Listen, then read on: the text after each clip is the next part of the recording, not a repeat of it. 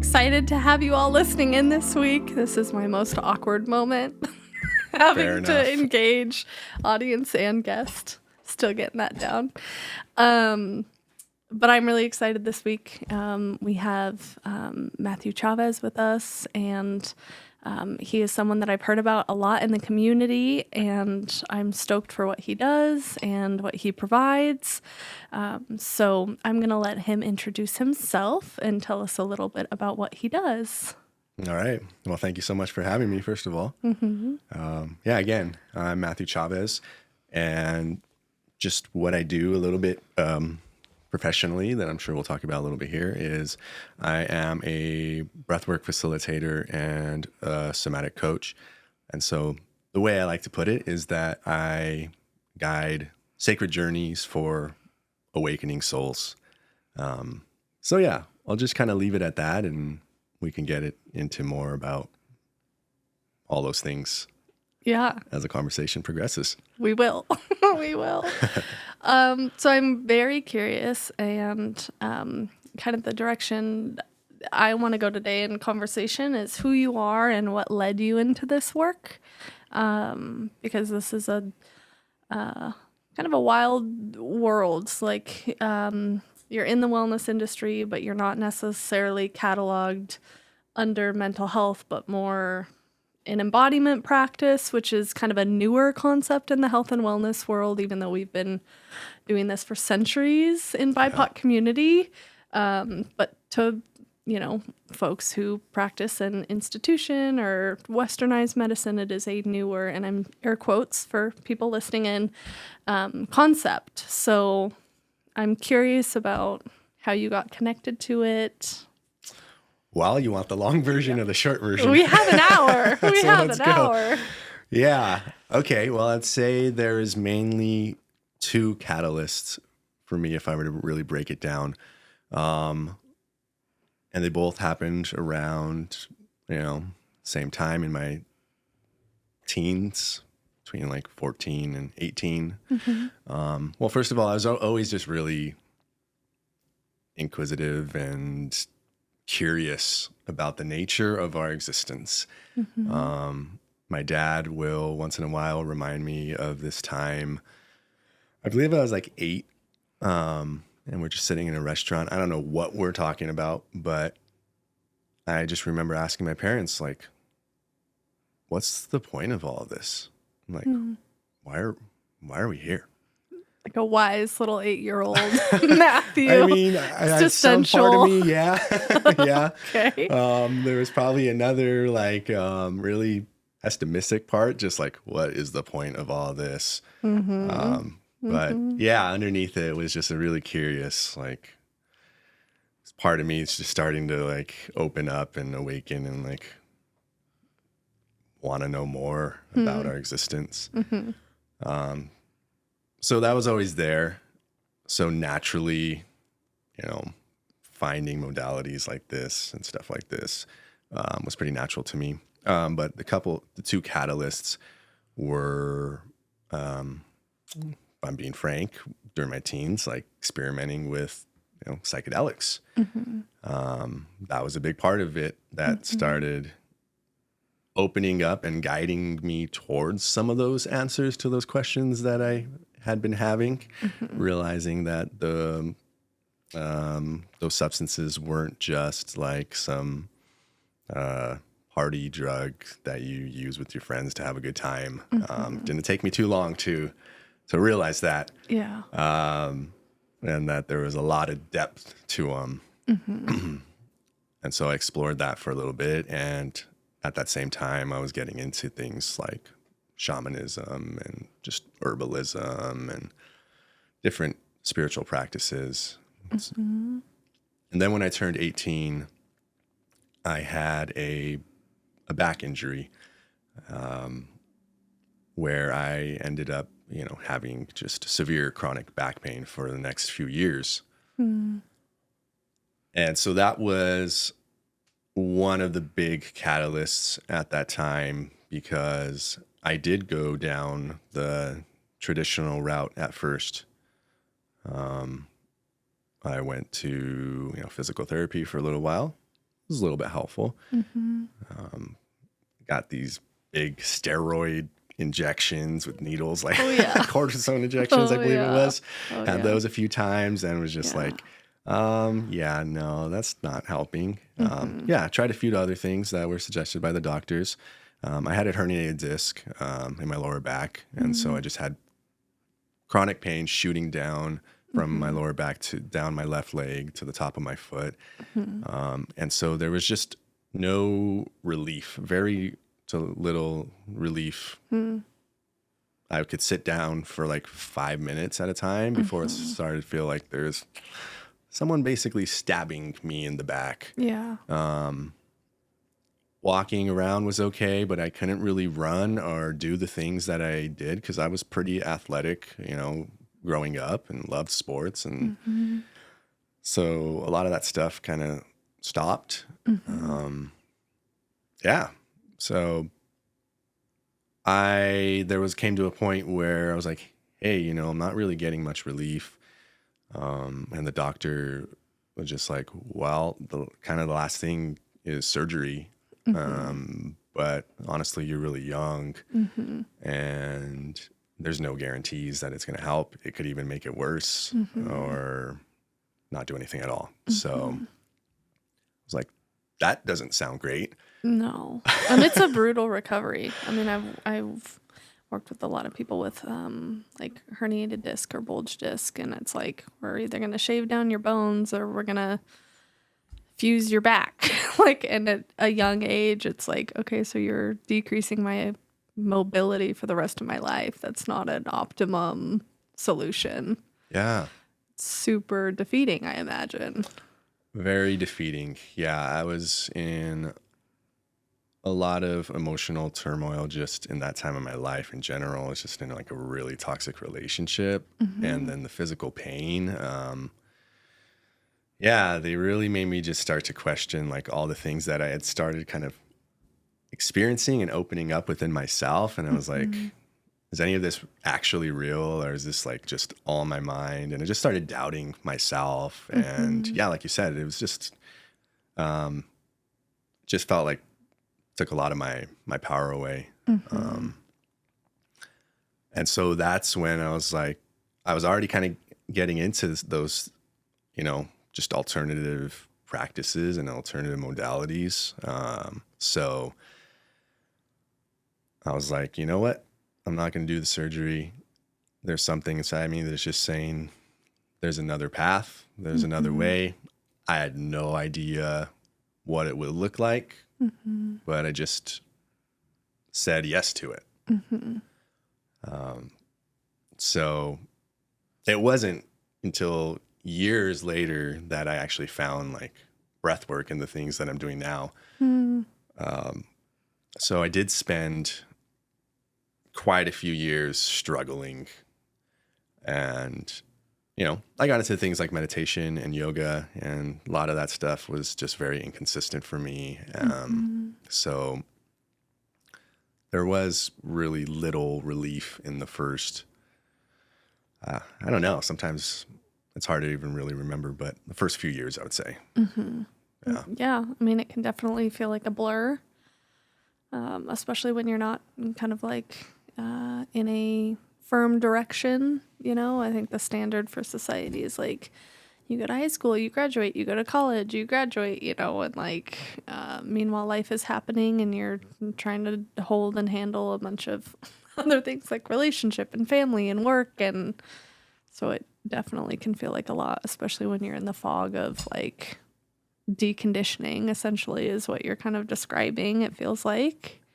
Yeah, in a lot of ways, because that experience with the pain and just everything around it is what really was like, okay, you have a couple choices here of just like, what path, what direction do you really want to take? Because that's when I was, again, starting to say yes to opening up to the more spiritual realm of things and these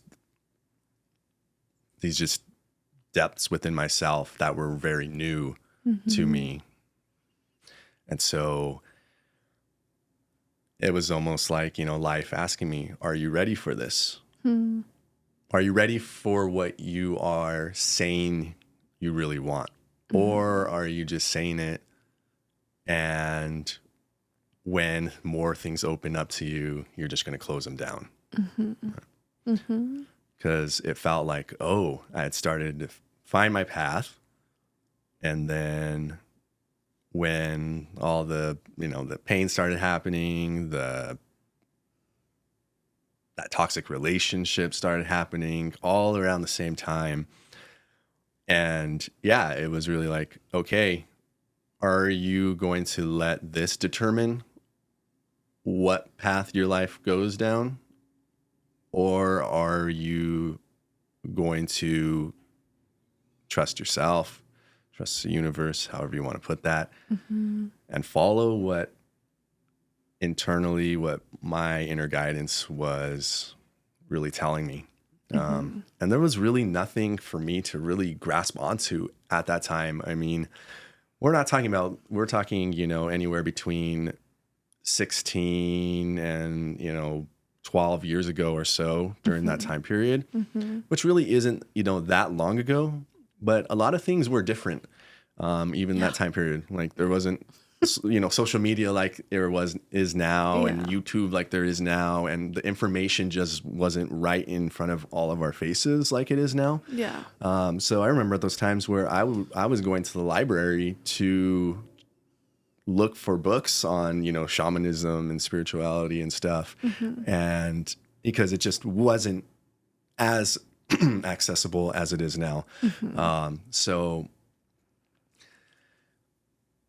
I didn't really have anyone to go to that was like, okay, here's some guidance down this path.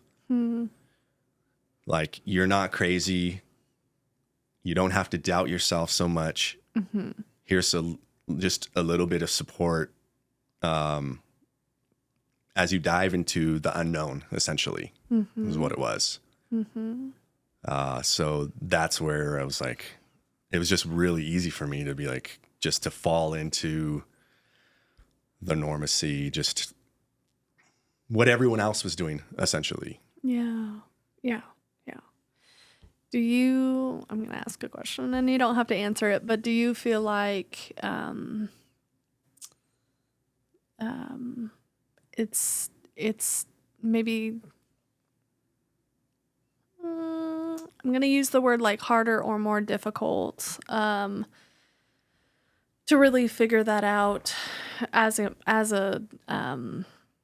male, as a more masculine energy, like where the societal expectation is to be more like structured and boundaried and like, right. I mean, you're really going against the grain in a lot of ways. And, even as you talk about,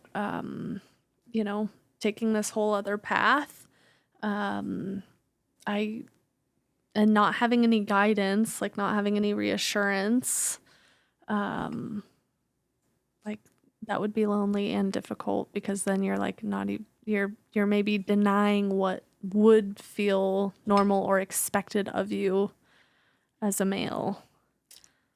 Yes. So yes and no. Okay. I'll explain. So yes, it was lonely, and yes, it was really scary, and yes, it did feel like, yeah, this is not what I'm expected to be, not what I'm expected to do. And at the same time, I've always been someone who loves to go against the grain. So it worked in your favor. Yeah. I mean, in high school, that's when I started to really get into punk rock. Okay. And so I had like a huge green mohawk at some point, and dressed a lot differently than I dress now and most people. And this was, Picture it didn't happen. Oh, I have pictures still. You're like, they're buried. Yeah, well, not as buried. My parents pull them out every time, someone new comes into my life and shows them. That's awesome. So I've actually seen them fairly recently. But yeah, so I was always kind of naturally a rebel and liked to be different.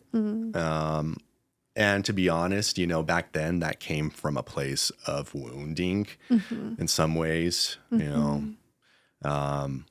now it did go to the point where like I loved that part of myself, and then I started to reject it again.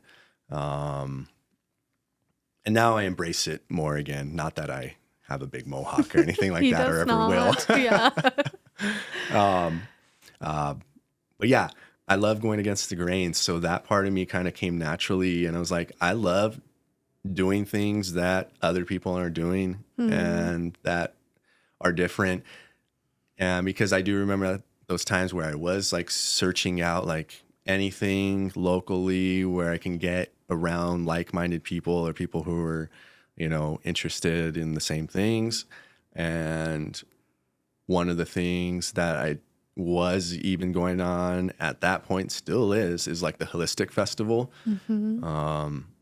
Yeah, I started going there as soon as I could, I think when I was 18. And that was very helpful because it made me realize, okay, there's, at least a good size community of people in Spokane who are, interested in this stuff or who have an idea of and can relate to some of, my experiences. So that was really helpful. But I do remember like, even to today, but it's definitely a little bit different. But I would go to, I found from there like a couple of classes and different like shamanic classes. And I would go and it would be, first of all women, basically. And That's my question. yeah. Yeah. And we're talking, age range from the youngest there was probably 40, early 40s. And so there's me, some 18-year-old kid, 18-year-old dude in there. Yeah. And it's kind of weird for me, but again, that part of me that just loves like going against the grain, embraced being the one who is the literally odd man out in the group. Yeah. Yeah. Were you raised in Spokane? I've been here since I was 12. Okay. Yeah. But I was originally born in Southern California. Okay. So my dad was in the Navy and he got transferred up here before he retired, but he retired here. So this was his last spot. Gotcha. And so I stayed here and I've been here ever since. Okay. So like, culturally Spokane is pretty white, very white. Yeah. Very white. especially 16 years ago, 20 when I years moved ago. here 22 years ago. Yeah. Yeah. In Green Acres, Spokane Valley area. Okay. Yeah. Like it was definitely a culture shock. Seeing, like horses walk down the road. It was like, what? Yeah. What is going on here? Yeah. It's not like I lived like in LA, but that was, more of what I was used to. So it was definitely a culture shock. Not much culture at all, like you're saying. Yeah. It's a little bit more now for sure. Oh, a lot more COVID. now actually. Yeah. We've Quite a doubled bit. since 2020. So yeah, there's Yeah. a lot more diversity, but yeah, I think that's, as you talk about like seeking information and like I imagine it was hard to access information and information that felt culturally relevant to you versus what is often put out, which is, very clinical, very medical, very white, so I'm curious like how your culture has maybe clashed, or even your growth in your practice has shifted as Spokane has diversified a little bit, as you've grown? What has that journey been like? Yeah, that's a good question. At first it was just like, hey, I'll just take what I can get, Yeah. and just adapted with it, and I think at those times, that's why I was really drawn to, shamanism specifically, a lot of like Peruvian shamanism, Incan shamanism, Native American shamanism. Those were always the traditions that really spoke to me. It just went to a different depth, than I was just used to, than really that I was exposed to, I would say. Yeah. I was exposed to. Yeah. And then working more closely to nature and everything like that. Again, our culture literally strips us Yeah. out of that. So that was another reason why those traditions really stood out to me, and just kind of spoke to something just already like in my DNA. And if I'll be completely honest, it's still a struggle. Like, it's still a struggle to keep all of that in mind and in, my practices to this day. And it's so easy to get caught up in just what is right in front of all of us, and just what has kind of already been built out for all of us in our society. And it's something that I have to really consciously and intentionally focus on, or else, yeah, it can just go to the wayside so quickly. Yeah. And that's, I think that's, I think we're even given language around like what a practice can be, right? So for me, like as a mental health therapist, it's like we have our modalities that we use, and we have our certain languages that's clinically appropriate, or the layperson's going to understand. But at the core and root of what I do, there is no language. Like, it's a feeling, it's an embodiment. It's an energy. So people will come with this expectation of like, oh, you do EMDR, like thinking cognitively, like, oh, I understand. And it's like, yeah, you understand on a cognitive level, but your world is about to get rocked, Nice. So it's, and I think it is easy, like, especially in Spokane, like there's not a lot of people. I mean, you're the only breathwork practitioner in Spokane that I have heard of. And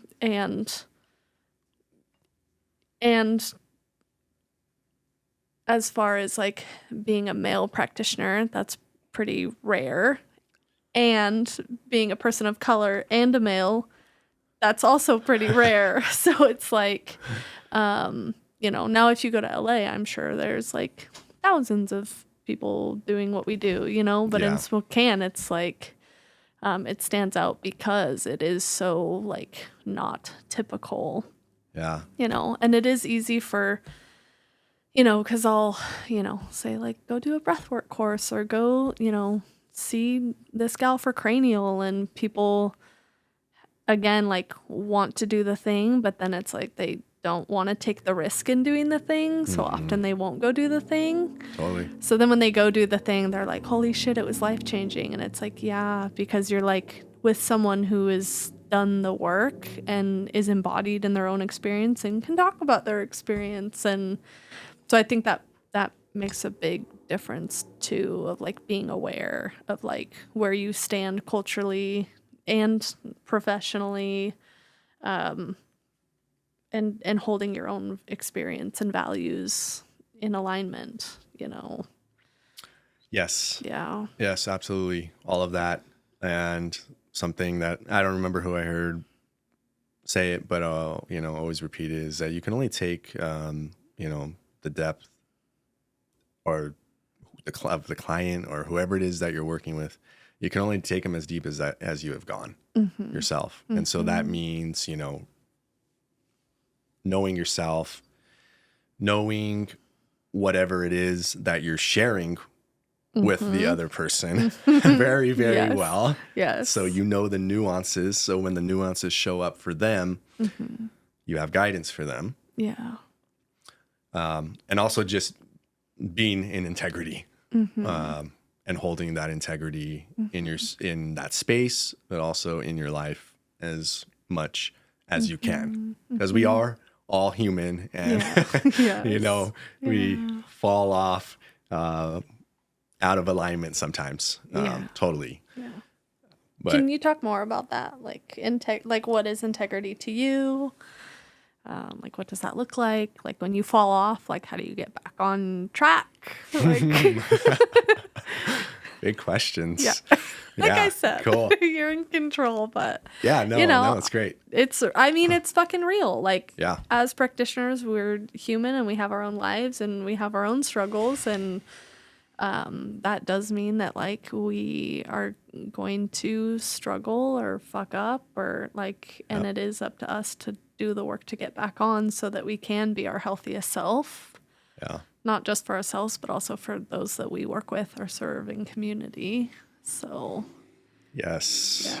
So much to say around this. Where do I even want to start? I think I'll start just where you finished off around. Sometimes at least in my experience, for someone who is guiding through someone else through a process, it's easy to get caught up in desiring to be in integrity just for them and to lose sight of being integrity just because for yourself as a human, because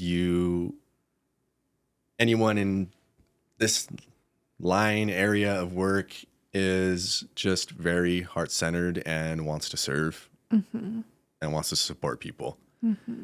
And it can be very easy to lose yourself in that.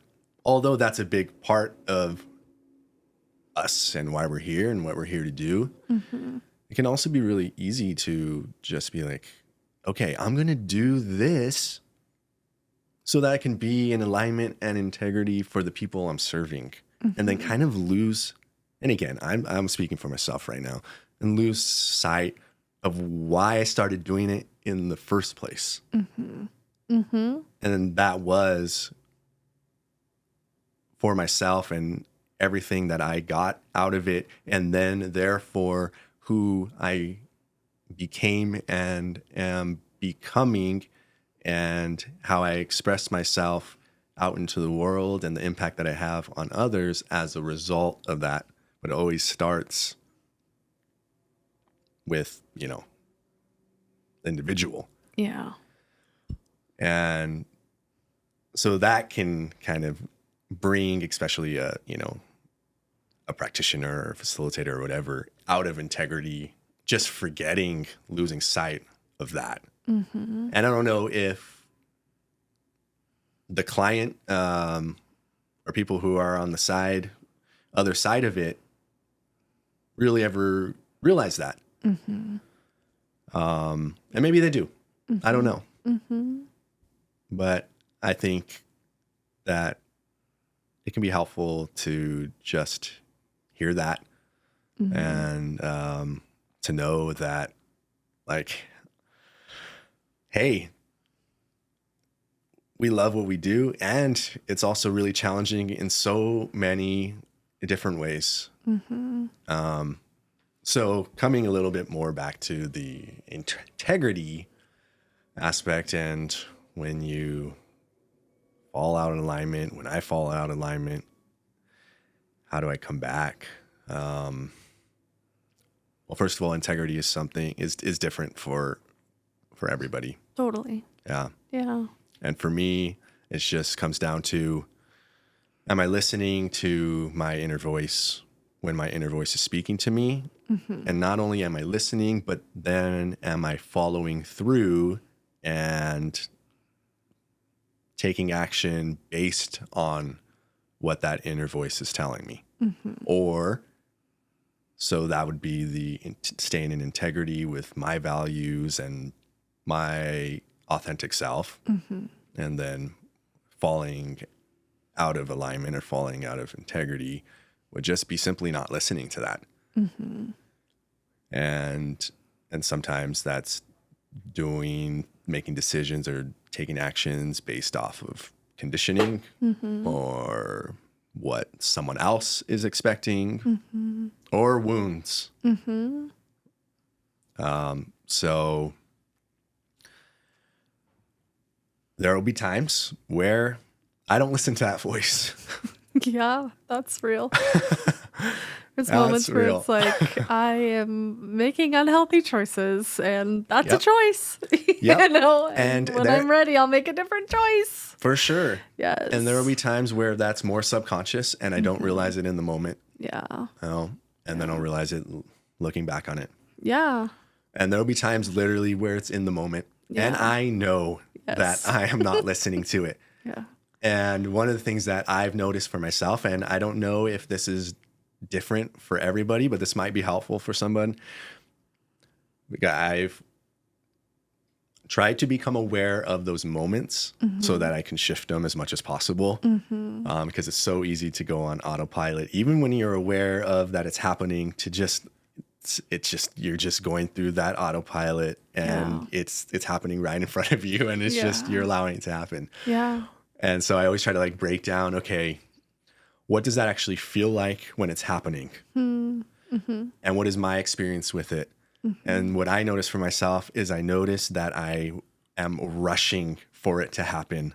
If I know that I'm not listening to that inner voice, then I want to rush through it because for whatever reason, there's a part of me that wants to do the thing.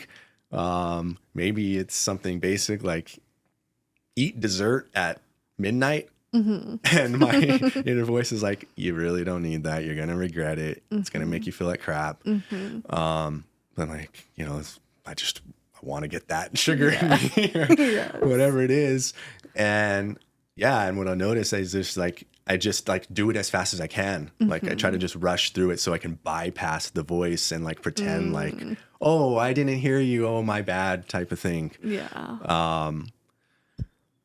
And so, I noticed that. And so when I notice that I'm like rushing or just like trying, that's the only way I can really put it.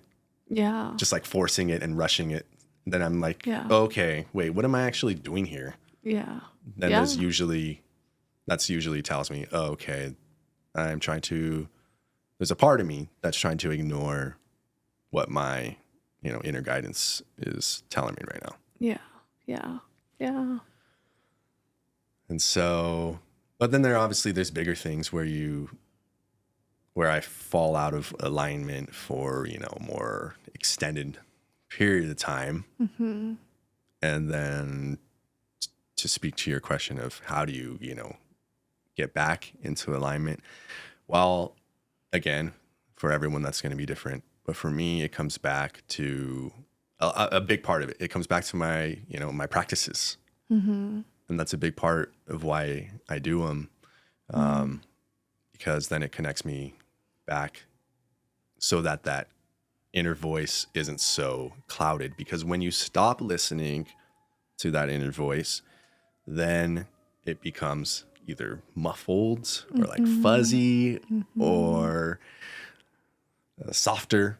And so then it just gets easier and easier essentially to not hear it and to just keep going forward and stay out of alignment or integrity. And then so it's really important for me to have practices like breath work that start to like clear away all that fog, kind of like polish the mirror, so to speak, so I can hear that inner voice and see kind of my inner self more clearly and what it's saying and the guidance from it.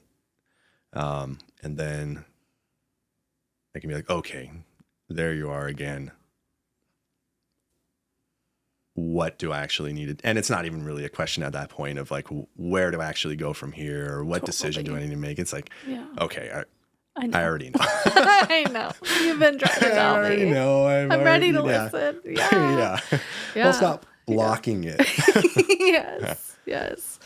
Yeah. Well, thank you for sharing. And I absolutely validate that 100%, where it is really hard to maintain at points, and whether it's consciously or unconsciously, make good, healthy, safe choices all the time. And I think as practitioners, we can often get wrapped up in maybe the expectation of the pressure of like what it means. Yeah. And then we do lose sight of like, no, what is it that I actually need and want versus how it's expected for me to show up for others. Because those are two very different, right? Like I can show up for others 100%. Like, I do that all day long. And then showing up for myself can sometimes be so difficult because I've run myself ragged for others. So having that balance is crucial. Because I am a firm believer of like your health and wellness has to come first in order to do what we do. Like, and it's taken me years and years and years to learn that and actually put that into practice and implement that. But it's you have to constantly kind of come back to it. And I always think of I use this metaphor around neural networking where it's like a path, right? And you have so many paths, and some of them are really worn in, and you just step on that trail and it's easy. There's no brush, there's no twigs, no sticks, and you're just on it.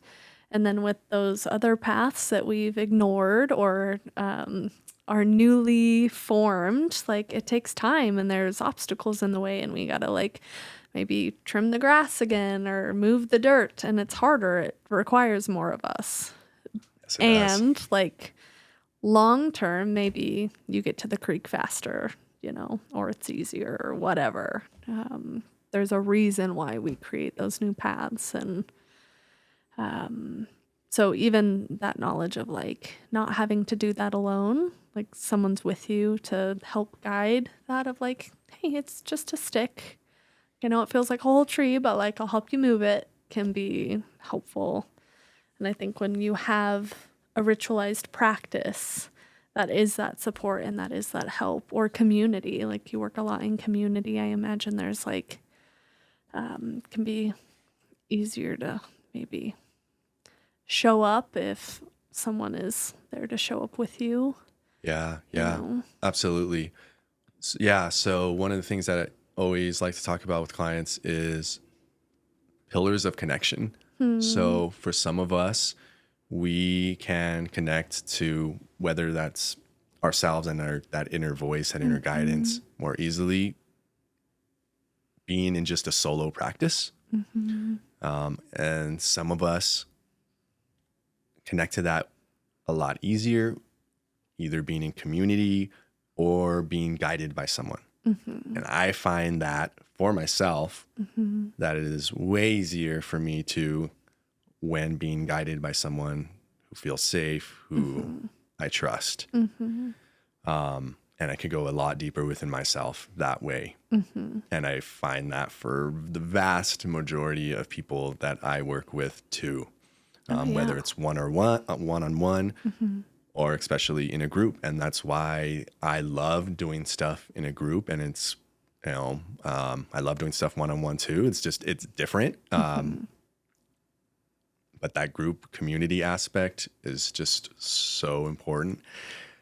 And I've seen that over and over again every time I do an event or a class. And we share afterwards, and people speak to that every single time. It's just like, maybe they've done breathwork before, but they've never done it in a group. And maybe they've never done it in a group in person. Yeah. And they're just like, whoa, I didn't know that was possible. Or the other thing they'll say is that it just gave me so much permission to let go, fully be in the experience, and then permission to release if they need to and emote. Because usually how it happens is like in a community breathwork space, it's like the first person will start to cry or start to really be vocally expressive. And then someone else will start, and then someone else will start, and then someone else will start. And seeing that from the, the person who's facilitating the experience, it's just like really beautiful, first of all, but it's just, you see the pattern and how we just give ourselves permission and how we need that community in those ways where we can feel as safe and comfortable as possible to just be ourselves as much as possible and be as expressive potentially in ways that we haven't been since we were 3 years old, when there wasn't the mind saying, hey, it's not okay to, say this or do this or have emotions right now in this moment. Yeah, absolutely.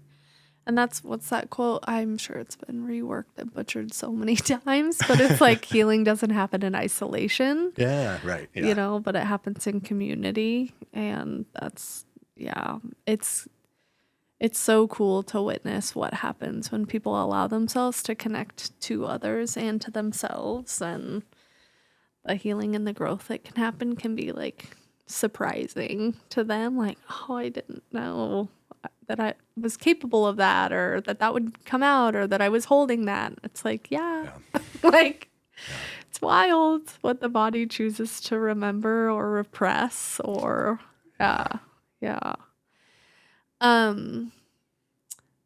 do you feel like you have a strong community? Like, obviously professionally you have a strong community. Like, what does your community outside of work look like? This is something I've always struggled with. Yeah, I'll be completely honest. It's something I've always struggled with, and I still do to this day. I have like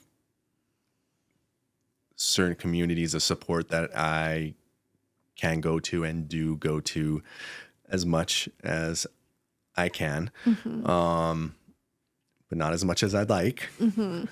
Yeah. For example, like I have a virtual men's group that I really love to go to. It just doesn't always happen. Yeah. But super supportive for me. I work with a couple people one-on-one, and when I take breaks from that, it's great. It's always great to take breaks from stuff like that. Like you can't always just be focusing on, your healing and everything. Yeah. Like you need breaks. It can become an addiction. Yes. Just like anything. Yes. Yeah. But when I come back to it, which I had taken recently, like a 5-6 month break. And so when I came back to working with one of the people who mentored me in somatic coaching, so I do one-on-one work with her still as a client. So I just came back doing work with her again recently, and I'm just always reminded, like, oh my gosh, I missed this so much. And so much changes in my life once I start doing it again. Yeah. Yeah. So, but at the same time, and so those are the connections that are easy for me to make. Ones that I can kind of just seek out and be like, oh, I need the support in this way. Like, let's work together, or finding a group or community where I can just like pop in and out of whenever I want to. But I did the isolation thing for a long time. Most of my life, I was very introverted, very quiet. I was always just the quiet person, whether it was in my family, at school, in my friends group, always. And, just had a lot of what I look back with now, realize was social anxiety and avoidant tendencies, which I still can have for sure. Going against the grain, the green mohawk. Yeah. Yeah, exactly. That's where that comes in. Like, this came from some wounds. Like, this wasn't just like, oh, wow, that guy has a lot of confidence and is really unique, which, some people from that knew me that time period, would say to me. And now I realize, it's like, it wasn't just that. Yeah. Well, it's a clear way to be seen. It's a clear way to be seen. Yeah. Absolutely. Right. It's like, if I'm not going to be accepted for who I am, and if I feel like small and just like I don't have a voice, and well,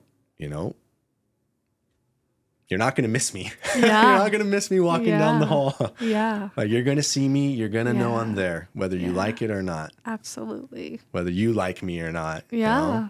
Yeah. And there's a lot of people that did not like that. Yeah. I got a lot of crap from people dressing that way and looking that way.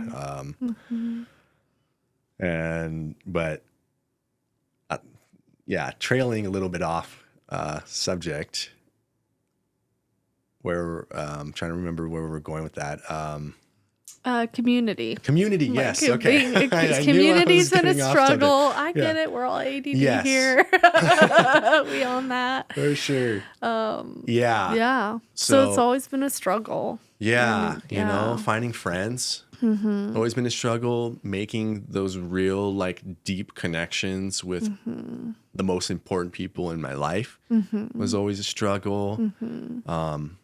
And still can be. Intimacy can still be really scary for a part of me, even though the other part of me, like, really, really wants it and craves it. So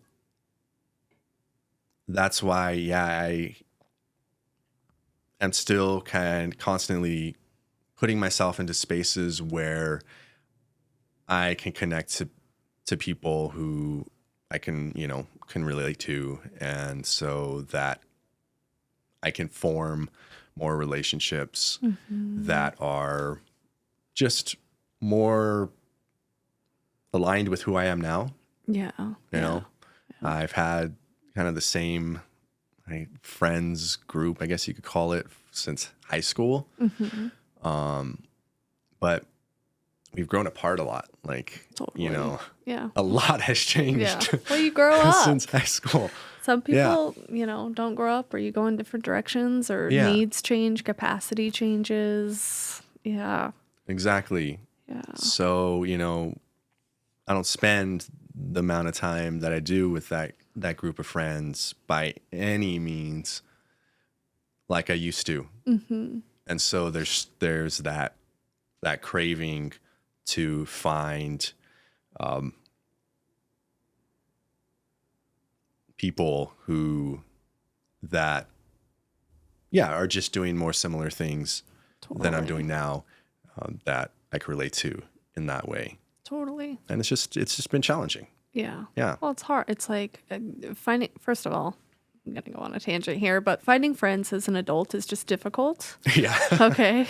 And Spokane is a very tiny community. And so it's hard because a lot of people, like, were born and raised here. And so they are very rooted in friend groups already, or their activities, or whatever it is. So it's, Spokane is hard to, find people who are aligned, who can go deeper. For me, it's like being a woman of color, like, it's very constructed here already. And I've only lived here for, maybe 7 years, 8 years. So it's like coming from California, where, like, you make friends with everyone and everyone is brown and we're loud and we're like blah blah blah everyone's business automatically, and then you come here and it's like, oh, like we made eye contact, that's progress, you know. Like I don't you know. Yeah.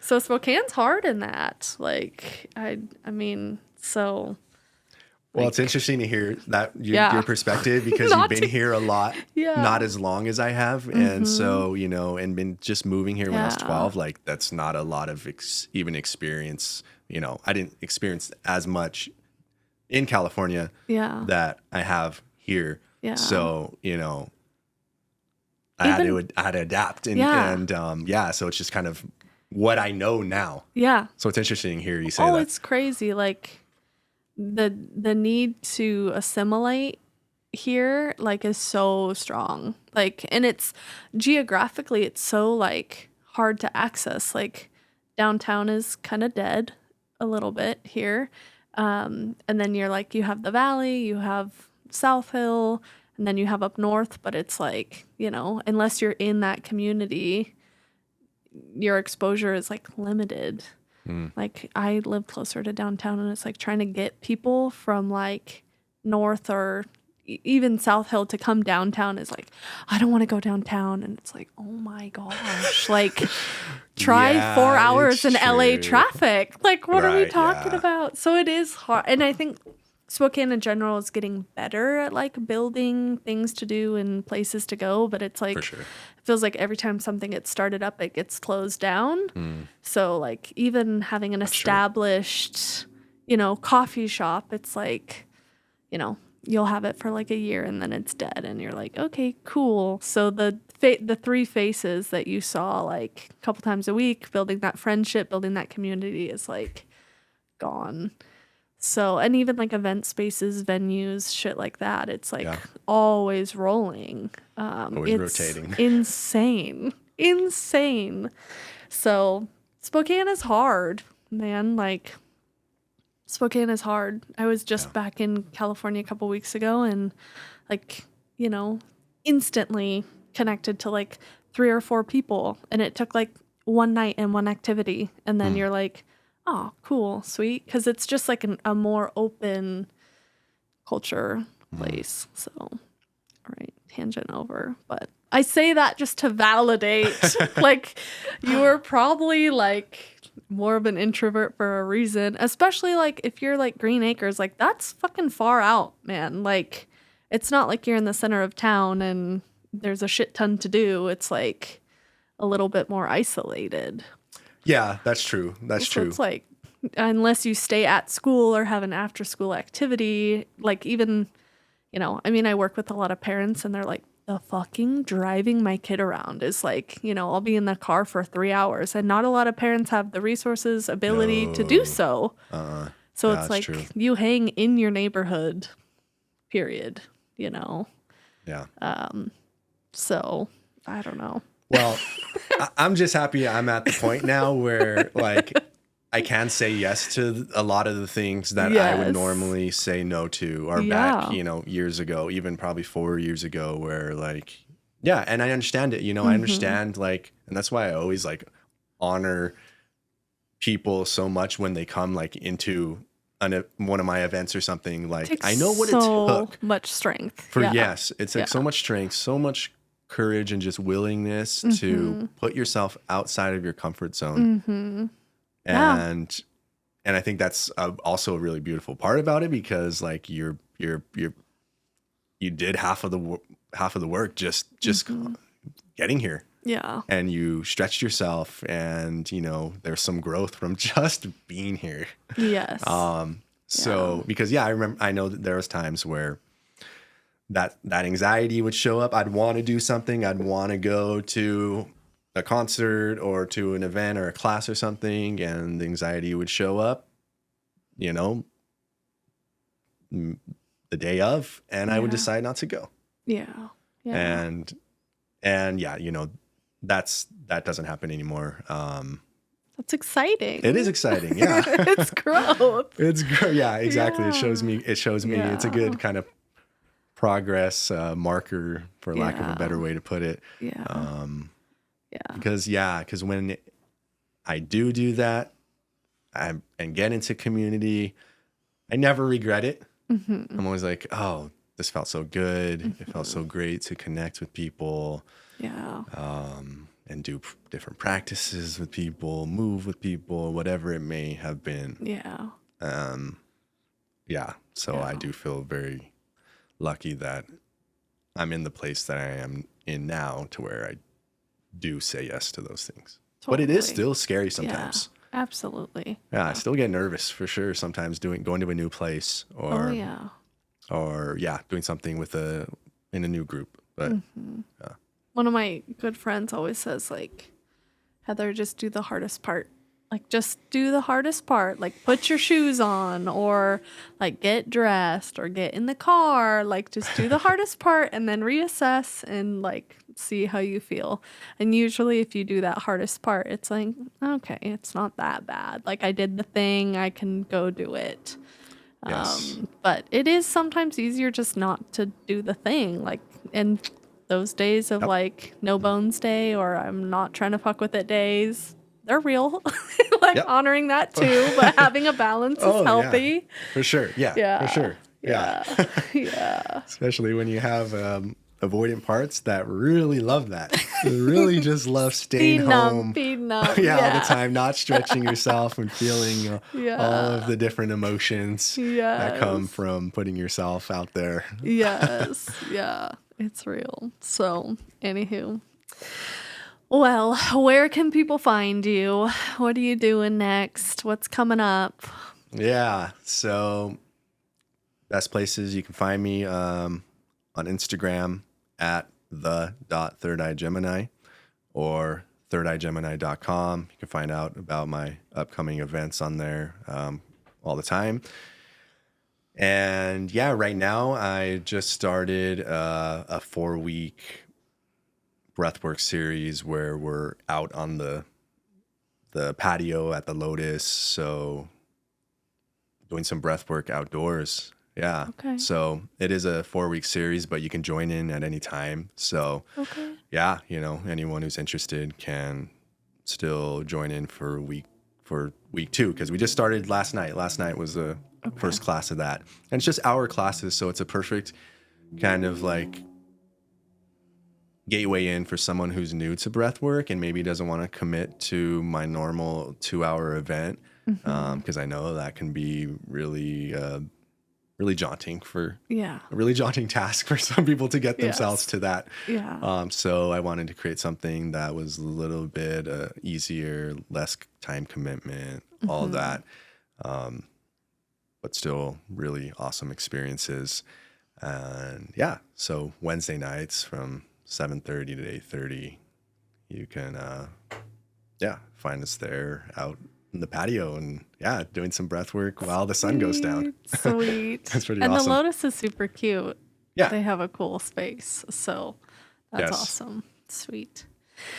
All right. Well, go check him out, thirdeyegemini.com, and we'll post all of his links and connections on our page too. So if it takes you a couple weeks to come back to this, that's okay. It'll be up there for you to find.